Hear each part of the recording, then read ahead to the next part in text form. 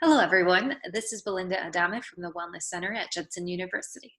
I can safely assume that each and every one of us has been impacted by the recent changes that have occurred globally, locally, and or really by any of the changes that you've experienced in your life.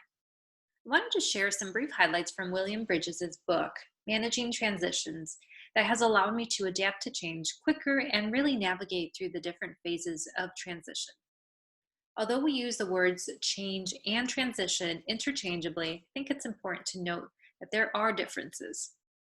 According to Bridges, change is something that has a beginning and an end. It's an event that can be situational.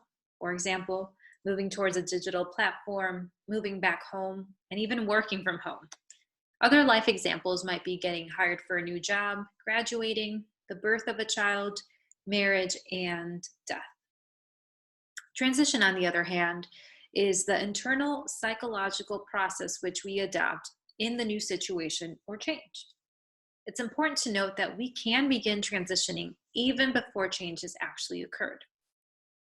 In his book, Bridges really shares a little bit more on the three stages of transition that people experience with change.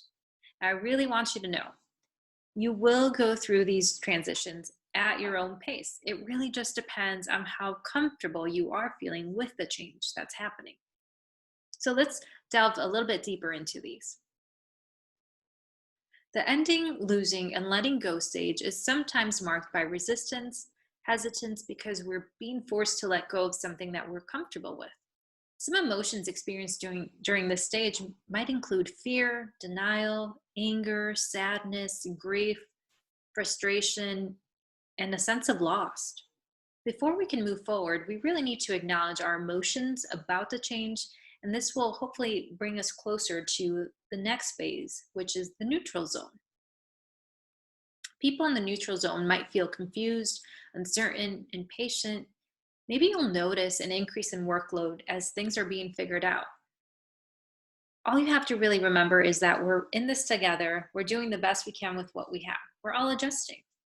People tend to be in between both stages in some way in the neutral zone, attached to the old, grieving the old, but also trying to adapt to the new beginning. People might feel resentment, anxious, confused about their new roles and identity.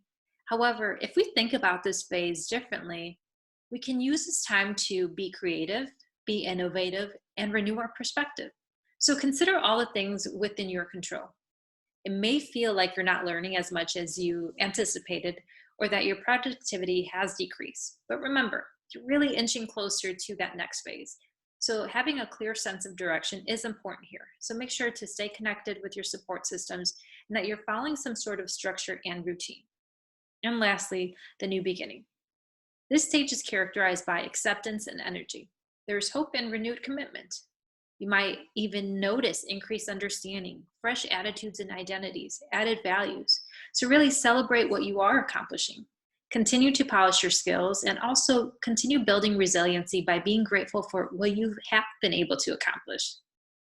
As I mentioned, really, this is just a brief summary of the model of transition, but I really hope that it can help you process and understand some of the emotions and situations that you've been experiencing lately so that you're able to accept this change a little bit better.